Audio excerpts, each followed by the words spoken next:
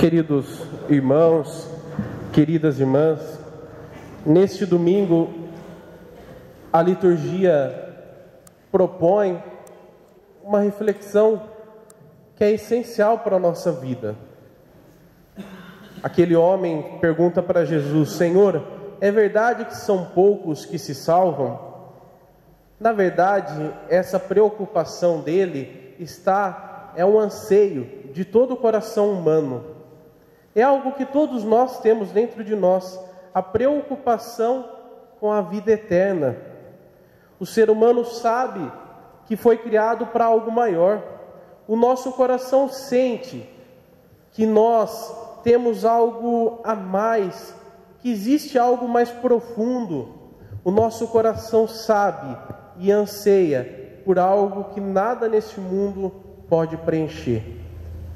Aquela inquietude, aquele desejo, aquela ânsia, mesmo quando está tudo tão bem em minha vida, que me leva a buscar algo maior, algo que nada pode saciar, pois esse desejo é o desejo da vida eterna, presente em cada ser humano como uma semente. É o desejo de viver com Deus por toda a eternidade. Certamente aquele homem queria colocar Jesus à prova, queria fazer uma pegadinha com Jesus, mas no fundo, ele tinha essa preocupação. Senhor, é verdade que são poucos os que se salvam? E Jesus faz o quê?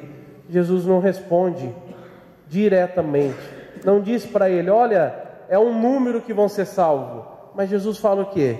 Não importa quantos vão ser salvos, o que importa é que a porta está aberta, e qualquer um que tiver o desejo e lutar, passará por essa porta. Jesus quer dizer: olha, não existe um número fixado. A porta da salvação, a porta da eternidade está aberta para todos. Está aberta para todos. O importante é se esforçar para passar por ela.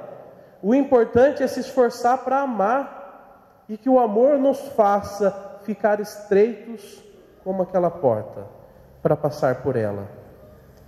Irmãos, o chamado de Deus para cada um de nós é a salvação, e esse chamado é universal. Todos são chamados para a salvação. É isso que Jesus quer dizer. Não existe um número fixado, mas todos nesse mundo são chamados a viver a eternidade com Deus. Porém, existem pessoas que não passarão pela porta.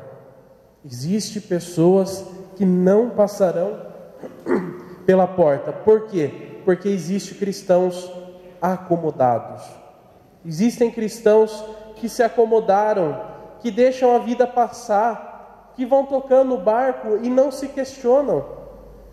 Sabe, na nossa vida com Deus, na nossa vida com Jesus, nós temos que buscar sempre crescer. É sempre necessário dar um passo a mais. E o passo definitivo que nós vamos dar é na eternidade. Até lá, nós temos que caminhar na nossa vida. Nós temos que buscar constantemente. Se eu já sou um cristão que participo, que tenho fé, sempre é possível, mesmo assim, melhorar um pouquinho mais. Existe, porém, aquelas pessoas que se acomodaram, né? Alguns vão ter até desculpas. Jesus fala, né? Olha, alguns vão ter desculpas. Alguns vão dizer: olha, nós estivemos com o Senhor, nós comemos, nós bebemos, o Senhor pregou nas nossas praças. E no entanto, o dono da casa vai dizer o quê? Afastai-vos de mim. Talvez para nós hoje nós poderíamos pensar, algumas pessoas vão dar algumas desculpas do tipo: mas Senhor, eu sou católico desde criança. Ou senão alguns vão dizer: Senhor, eu sou dizimista. Senhor, eu participo da pastoral da liturgia, eu sou catequista, eu participo do grupo de canto, eu participo não sei da onde. Alguns vão dizer assim: mas eu rezo o terço todo dia. Ou alguns vão dizer: eu sou amigo do padre. Nada disso vai contar na eternidade. Talvez todos nós, achando que seguramente já temos a salvação garantida, Talvez quando a gente chegar lá, a gente vai ouvir do Mestre: afastai-vos de mim, porque eu não vos conheço. Por quê, irmãos? Porque talvez a gente tenha se acomodado, talvez cada um de nós se acomodou na condição em que vivemos. Para nós cristãos, é preciso sempre avançar. Tem uma santa que diz: na nossa vida espiritual, quando a gente fica parado, na verdade a gente está retrocedendo.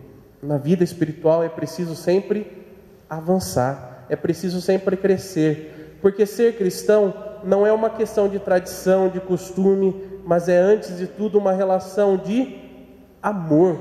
Ser cristão é antes de tudo uma relação de amor. De amor com quem? De amor com Deus. De amor com Deus. E tem gente que acha que para se relacionar com Deus é preciso somente as formalidades, né? O Papa dizia, não sei se vocês acompanharam a visita do Papa no Brasil, ele dizia da igreja que é mãe, né? Daí ele fala: olha, uma mãe tem relação, ela está próxima do filho. Não existe uma mãe que se relaciona só por correspondência. Lembram disso? O Papa falou isso aqui no Brasil. Pois nós poderíamos dizer: a nossa relação com Deus é a mesma coisa. É a nossa relação com o Pai. E com o Pai nós devemos ter uma relação de amor, de proximidade, de intimidade, e não ficar enviando correspondência para Ele cada vez que a gente precisa de alguma coisa.